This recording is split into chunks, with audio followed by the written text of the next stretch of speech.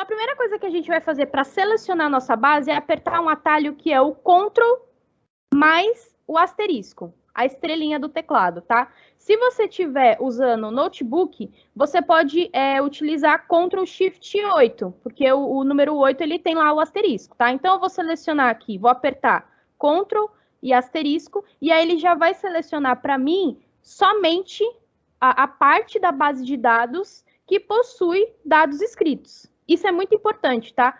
Porque a tabela dinâmica, para eu inserir uma tabela dinâmica, eu preciso ter colunas nomeadas. Todas as colunas da minha base precisam ter nomes, tá? Senão eu não consigo inserir a tabela dinâmica, tá? Então, vocês podem perceber que nessa base de dados, eu tenho aqui uma coluna, uma linhazinha em vermelho, e todas as colunas dessa linha possuem uma nomenclatura. Se por acaso eu fizer a seleção dessa forma aqui, ó, que nem eu estou fazendo, talvez selecionar tudo de uma vez, pode ser que dê erro na hora de eu inserir a tabela dinâmica. Então, o ideal é que eu selecione somente o intervalo onde tem os dados. Então, para eu não ficar fazendo isso com o mouse, a gente utiliza o atalho Ctrl asterisco. Depois que eu faço isso, gente, que eu selecionei essa base de dados, o que eu preciso fazer, tá?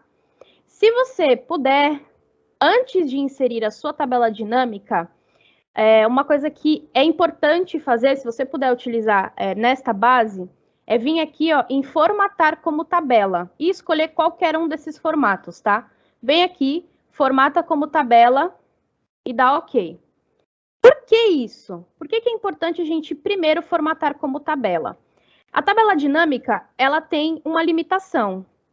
Quando você trabalha com uma base de dados, à medida que você vai inserindo linhas e à medida que você vai inserindo colunas, além daquele intervalo que eu selecionei, pode ser que ela não atualize, pode ser que ela não entenda, pode ser que ela não comporte as linhas adicionais que eu vou inserir na minha base, no meu relatório.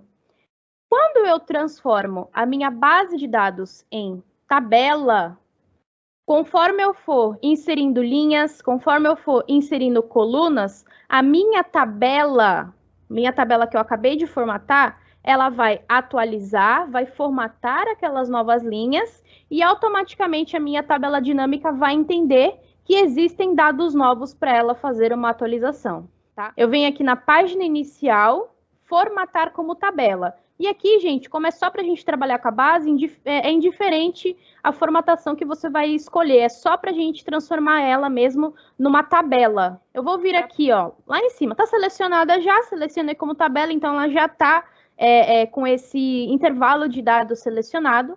Eu vou vir aqui em inserir e eu vou escolher a opção tabela dinâmica, tá vendo? Ó? Inserir tabela dinâmica. Clicou. Quando eu faço desta forma, ela automaticamente vai abrir uma nova planilha com uma tabela dinâmica, tá? Então, ela vai abrir uma nova abinha aqui embaixo com uma tabela dinâmica.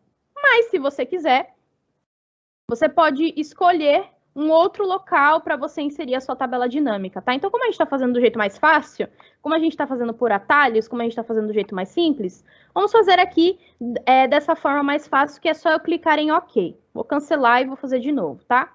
Tá com a minha base selecionada, tabela dinâmica, clico em OK. Simples assim. E a minha tabela dinâmica já está inserida.